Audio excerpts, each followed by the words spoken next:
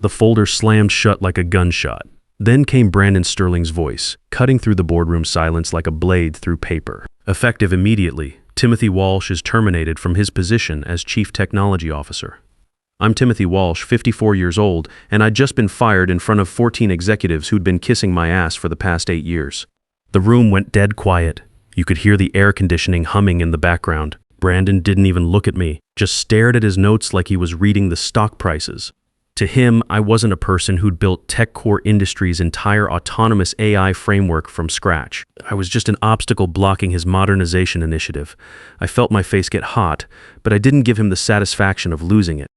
I gathered my papers, stood up, and said one word that seemed to unsettle everyone in that room. Thanks.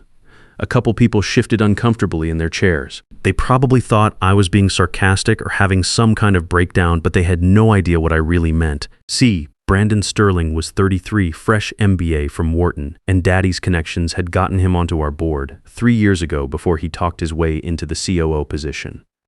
Guy had never written a line of code in his life, but he sure loved throwing around phrases like digital transformation and legacy workforce optimization. Me? I'd been in tech for 27 years, started as a junior developer in 1996, right when the internet was exploding.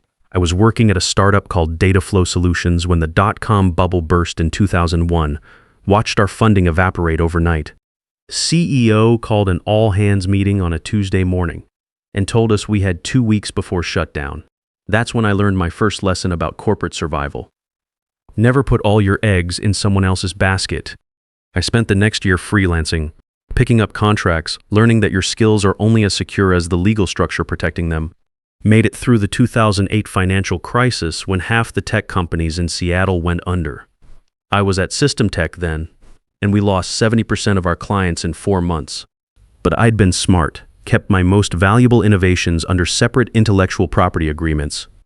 When System Tech folded, I walked away with my patents intact and a job offer from TechCore. What Brandon didn't know was that I'd applied those hard-learned lessons here too. 3 years ago, when our board was cutting budgets and talking about right-sizing, I'd gotten smart. Real smart. I'd moved our core AI patents into a separate entity. Walsh Tech Solutions, my entity, legal as sunshine, all properly documented, approved by the same board that just watched me get canned. The AI framework wasn't just some software package. We're talking about 8 years of deep learning algorithms, neural network architectures, and machine learning models that could optimize supply chains for Fortune 500 companies in real time. The kind of technology that processes millions of data points per second and makes decisions that save companies tens of millions annually. When I started building it back in 2015, cloud computing was just hitting its stride. Most companies were still running legacy systems that couldn't handle modern AI workloads. I designed our framework to bridge that gap, containerized microservices that could deploy on any infrastructure, with APIs that integrated seamlessly with existing enterprise software. The core innovation was our autonomous decision-making engine. Instead of requiring constant human oversight, our AI could analyze market trends, supplier performance, logistics costs, and demand forecasting to make supply chain adjustments automatically. Think Amazon's fulfillment system, but available to any company willing to pay for it. By 2023, we were managing supply chains for 28 major corporations, processing over $350 million worth of inventory decisions monthly. The technology was valued at $420 million on our books, but its revenue potential was easily 4 times that amount. Brandon had joined the board 3 years ago, brought in by venture capital firm Sullivan & Associates. His father was a managing partner there, and they'd led our Series C funding round. Brandon talked a good game about scaling opportunities and market penetration strategies, but it was clear he'd never built anything more complex than a PowerPoint presentation. The board bought into his vision because he spoke their language. ROI projections, synergy opportunities, competitive advantages. They didn't understand the technical complexity behind what we'd built. To them, software was software. Brandon convinced them that any competent engineering team could maintain and improve the system. That was his first mistake. The warning signs started 8 months ago. Brandon kept making comments about bringing in fresh blood and modernizing our technical approach. During team meetings, he'd reference legacy workforce and outdated methodologies. never directly calling me out, but everyone knew who he was talking about. Last month, he announced his innovation initiative, a plan to restructure the engineering department with younger, more agile talent. Translation: get rid of the expensive senior engineers and replace them with cheaper recent graduates who'd work 80-hour weeks without questioning his brilliant strategies. After that boardroom humiliation, I sat in my car for about 20 minutes. My phone started buzzing with texts from my team. Andrew Mitchell, my best senior engineer, wrote, "What the hell just happened? Are we supposed to keep working on the deployment?" Andrew was 26, MIT graduate, one of the smartest machine learning specialists I'd ever worked with. I'd hired him straight out of his PhD program and spent 3 years mentoring him on large-scale AI implementation. Kid could debug neural network architectures in his sleep, but he'd never dealt with corporate politics before. Patricia Coleman from Finance sent, "Timothy, I'm so sorry, this is insane."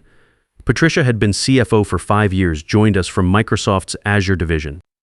She understood both the technical and business sides of what we were building. More importantly, she knew exactly how the patent licensing agreements worked because she'd helped structure them. Even my younger brother Jeffrey called. He runs a startup in Portland, autonomous vehicle navigation systems. "Timothy, you okay? This doesn't make sense." Jeffrey was 51, also a tech veteran, but he'd chosen the entrepreneur route instead of the corporate ladder. His company developed real-time mapping algorithms for self-driving cars. We'd actually collaborated on some projects. My supply chain optimization algorithms helped his company manage their hardware procurement. The thing that got to me wasn't the firing. Hell, I'd been laid off before. It was watching my team panic. These were good engineers, some of the smartest people I'd ever worked with. Andrew wasn't just an employee, he was like the son I'd never had, carrying forward everything I'd learned about building scalable AI systems. But they all sounded like they thought their careers were over. I went home to my wife Helen and told her what happened.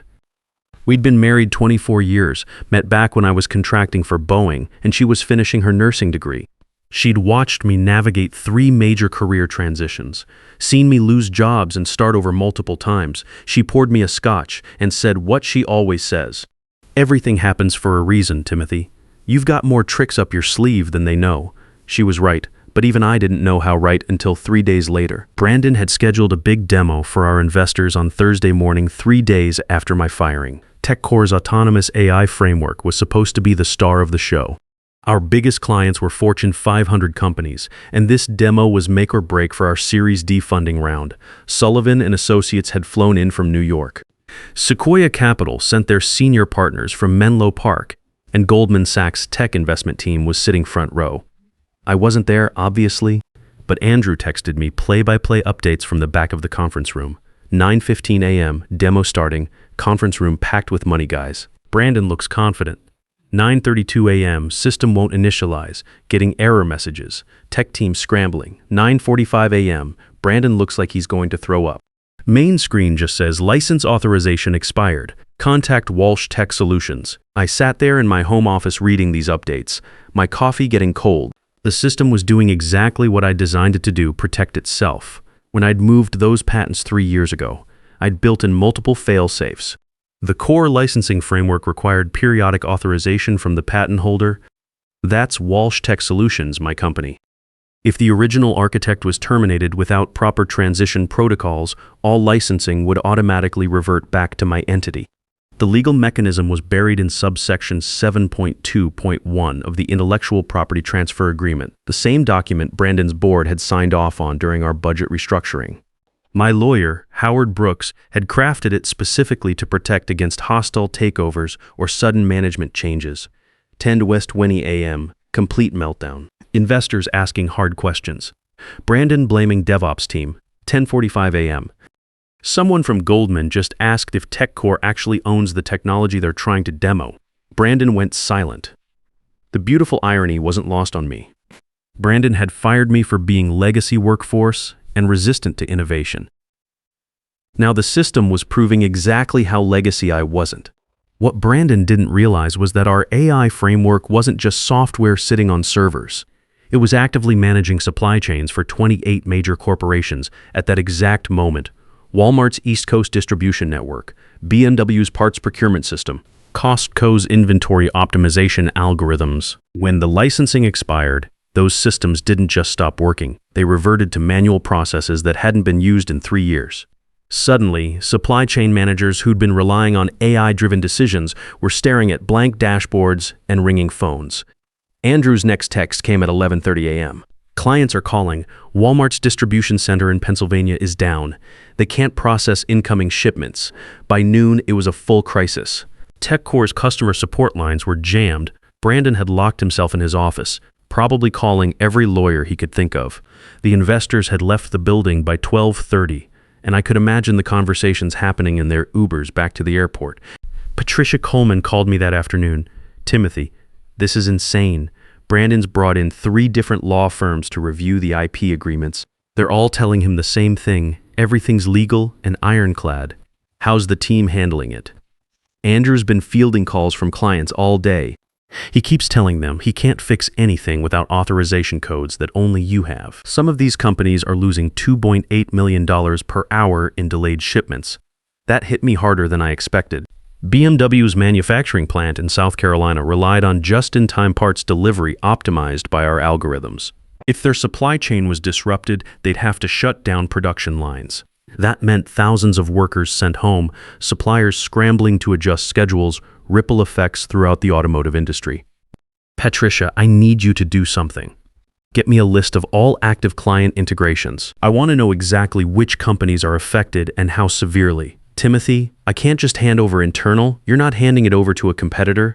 You're giving it to the patent holder who's trying to minimize damage to innocent parties." She was quiet for a moment. "I'll send it within the hour." The list was worse than I'd imagined. 30 companies across retail, manufacturing, logistics, and healthcare. Combined, they processed over $420 million transactions through our optimization algorithms. Without the AI framework, they were operating blind. That evening, my doorbell rang. Helen answered and came back looking confused. "Timothy, there's a young man here from your old company. Says his name is Andrew." Andrew Mitchell stood on my front porch looking like he hadn't slept. His usually perfect engineer appearance was disheveled. Wrinkled shirt, messy hair, exhaustion written all over his face. "Timothy, we need to talk." I brought him into my study and poured him a scotch. "Kid probably needed it. This is a disaster," he said, without preamble. "Walmart's threatening to terminate our contract. BMW's already pulled their account.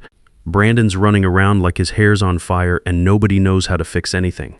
Andrew, I built those fail-safes for a reason. Brandon thought he could just fire the architect and keep the building standing. But it's not just Brandon who's getting hurt. Our entire team is getting blamed for the system failure. 3 engineers got put on administrative leave today pending investigation. They're treating us like we sabotaged something. That made my blood boil. These were good people who'd followed my lead for years. They didn't deserve to get caught in Brandon's incompetence. What's Brandon saying about restoring access? He keeps insisting TechCore owns the technology and that you're somehow illegally blocking system functions. Legal team spent all afternoon explaining why that's wrong, but he won't listen. Andrew pulled out his phone and showed me an email Brandon had sent to the entire company. "Due to technical difficulties beyond our control, client systems are temporarily unavailable. We are working with external vendors to restore full functionality." External vendors. He was talking about me like I was some random contractor instead of the person who'd built everything from the ground up. "Timothy, I have to ask, is there any way to restore limited access, just enough to keep the critical systems running? Some of these companies are going to suffer real damage if this continues." I'd been thinking about this all afternoon. The patent structure gave me complete control, but that control came with responsibility. BMW workers didn't deserve to lose wages because their CEO was dealing with an incompetent tech vendor. "There might be a way," I said slowly, "but it would require Brandon to acknowledge some uncomfortable truths." The next morning, my phone rang at 7 a.m. Human Resources. "Timothy, hi. How are you holding up?" Same fake, cheerful voice from Diana Foster, HR Director. "Listen, there's been some discussion about bringing you back. Maybe we moved too fast with the leadership transition. Diana, cut the crap. You're calling because half your clients are threatening lawsuits. Well, yes, there have been some operational challenges, but we'd love to discuss a consulting arrangement." Maybe help with the transition while we bring new technical leadership up to speed. How much? We're thinking $150,000 for a 30-day consulting engagement, plus stock options. I almost laughed. $15,000 to fix a crisis that was costing clients millions per day. Not interested. Okay, what about $400,000? We're very motivated to resolve this quickly. Diana, you're still not understanding the situation. You don't have enough money to hire me back. You fired me publicly in front of people I'd worked with for 8 years. Brandon treated me like I was some old piece of equipment he could just throw away and replace. Now you want me to fix his mess for consulting fees. The silence stretched out. I could hear her breathing, probably looking at notes someone had prepared for this call. What would it take? She finally asked.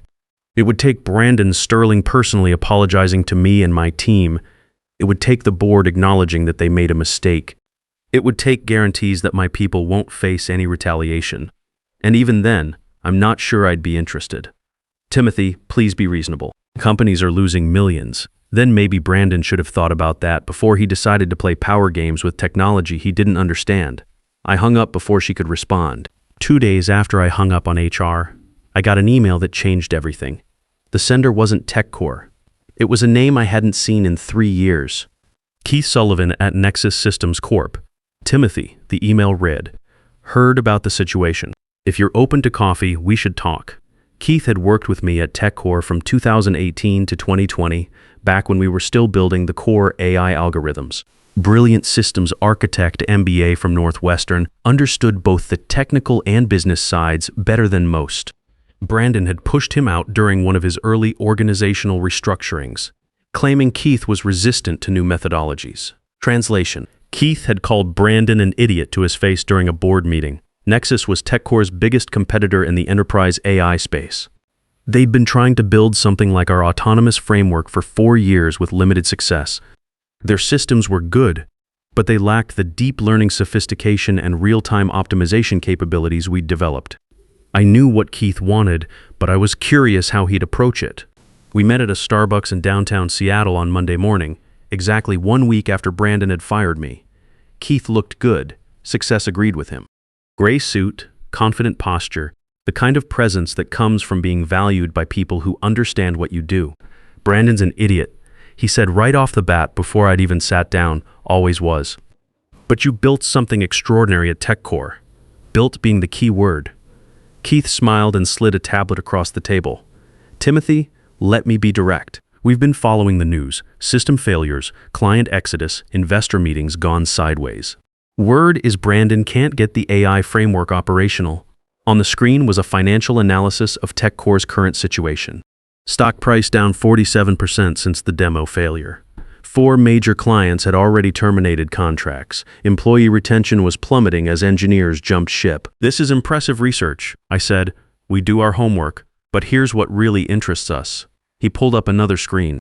We know you own the patents through Walsh Tech Solutions. We know the licensing structure you set up. And we know that autonomous AI framework is worth a lot more than TechCore's balance sheet shows. I sipped my coffee. That's unfortunate for TechCore. Timothy, Nexus wants to acquire your patent portfolio. Full acquisition, not licensing.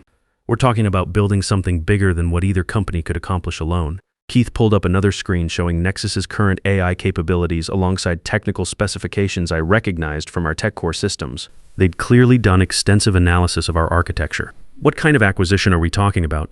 $750 million for the complete patent portfolio, plus a 5-year consulting agreement as our chief technology advisor at $2.5 million annually. You'd essentially be building the next generation of enterprise AI with proper resources and leadership that actually understands what you're creating. I stared at the numbers. $750 million for patents that TechCore thought they owned but couldn't access. For work that Brandon had dismissed as legacy methodology. This is a serious offer. Dead serious. Our board approved the budget last week. We've been planning this approach since we heard about your termination, but the system failures convinced us to accelerate the timeline. Keith leaned forward. Timothy, think about it. At TechCore, you were fighting MBA bureaucrats who saw your work as a cost center. At Nexus, you'd be working with people who understand that advanced AI is the future of enterprise software. No more Brandon Sterling type executives treating you like expendable legacy workforce. What's the timeline? Due diligence would take 2 weeks. Patent transfer and integration planning, another 2 weeks. You could be our CTA by mid-November with full authority over technical direction and team building. I thought about Andrew Mitchell and the other engineers stuck in TechCore's chaos. What about hiring people from my old team? Already considered, we'd want your key people. Andrew Mitchell, definitely. Patricia Coleman, if she's interested in a CFO role at a growing company. Anyone else you recommend? This wasn't just about revenge anymore. This was about building something better with people who deserve to work somewhere their skills were valued. I need time to think about it. Of course. But Timothy, don't think too long. TechCore's situation is getting worse daily, and other companies are going to start circling soon. That night, Helen and I talked it through over dinner. She'd been watching the stress of the past week wear on me, seeing me question decisions I'd made, and wondering if I should have handled things differently. "What's your gut telling you?" she asked. That Brandon Sterling tried to throw away the best thing his company ever had. Now someone else gets to benefit from his arrogance. And the money? We'd been comfortable on my TechCore salary, but this was generational wealth. This was never having to worry about healthcare costs, college expenses for future grandkids, retirement planning. This was freedom. The money's nice, but it's really about the opportunity. Nexus has the resources and leadership to do this right. At TechCore, I was always fighting for budget, justifying every innovation to people who didn't understand the technology. At Nexus, I'd be building the future of AI with proper support. Then you know what to do. The next morning, I called my lawyer, Howard Brooks. We'd worked together since my system tech days, and he'd structured the patent agreements that were now protecting me from Brandon's incompetence. "Howard, I need you to review an acquisition offer, $750 million for the Walsh Tech Solutions patent portfolio. Jesus, Timothy, that's a significant transaction."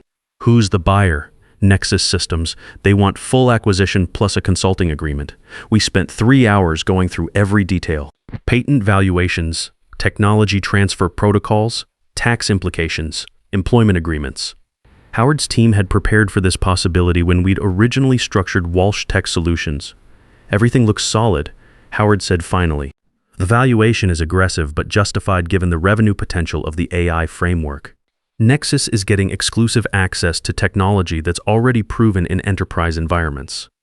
"What about TechCore? Any legal complications?" "None. The patents are cleanly held by Walsh Tech Solutions. TechCore's licensing agreement expired when you were terminated exactly as designed. They have no legal claim to block this transaction." I called Keith back that afternoon. "Let's do it." "Outstanding. I'll get our legal team started on due diligence paperwork. How soon can you be available for technical meetings?" "Immediately." "But Keith, I want Andrew Mitchell and my other key people protected during this transition." "TechCore might try to make them scapegoats for the system failures, already handled. We're prepared to make immediate offers to any TechCore employees you recommend. They can be out of that toxic environment within 2 weeks." Friday afternoon, exactly 10 days after Brandon had fired me, my doorbell rang. Brandon Sterling was standing on my front porch in jeans and a golf shirt, looking like he hadn't slept since the investor demo. "Timothy, we need to talk." I almost didn't let him in, but curiosity won out. I wanted to hear what desperate pitch he'd prepared. Helen brought us coffee and then made herself scarce, probably sensing the tension. "This is insane," Brandon said without preamble. "You can't just destroy the company because you're angry about getting terminated." "I'm not destroying anything. I'm selling my intellectual property to someone who values it." "Your intellectual property? You developed that on company time, with company resources using company budgets." I pulled out the folder I'd prepared, copies of all the legal documents Howard had structured 3 years earlier. Patent assignments, board resolutions, licensing agreements, all bearing signatures from TechCore executives who'd approved the structure during our budget restructuring. His face went white as he flipped through the papers. "This can't be legal." "It's not just legal, it's bulletproof. Your own board approved this arrangement. They just never bothered to explain it to you because they assumed you'd never be stupid enough to fire the patent holder." Brandon set down the papers, looking defeated for the first time since I'd known him. "Timothy, please. We can work something out. Name your price to restore system access." I already did. $750 million from Nexus. Brandon stared at me like I'd just told him his house was on fire. "You're destroying 280 jobs. People who worked for you, who trusted you. That hit harder than I expected. Andrew, Patricia, the engineers who'd been sending me worried messages. They didn't deserve to get caught in this mess. Brandon, you want to save those jobs. Here's what you're going to do. You're going to offer severance packages to anyone who wants to leave, 2 years' salary, full benefits. And you're going to give me a list of everyone who wants to keep working in AI. Nexus is hiring. He looked defeated. You're serious. Dead serious. Those people followed my lead for 8 years. I'm not going to let them suffer because you decided to play power games with technology you never understood. Brandon left without another word. I watched him walk to his BMW, shoulders slumped like the weight of his mistakes was finally crushing him. The signing was scheduled for the following Tuesday minus 2 weeks, exactly after my firing. Nexus Systems headquarters in downtown Seattle looked like everything TechCore pretended to be. Clean lines, modern architecture, but with actual engineers walking the halls instead of just MBA consultants. Keith met me in the lobby. Ready to make history. Timothy, the contract was 48 pages, but it came down to 2 things. Walsh Tech Solutions was selling its AI patent portfolio to Nexus for $750 million, and I was signing on as chief technology advisor for 5 years at $2.5 million annually. Howard Brooks had reviewed every clause. The intellectual property transfer was clean. The advisory agreement gave me autonomy over technical direction and hiring decisions. No more Brandon Sterling-type executives treating engineers like legacy workforce.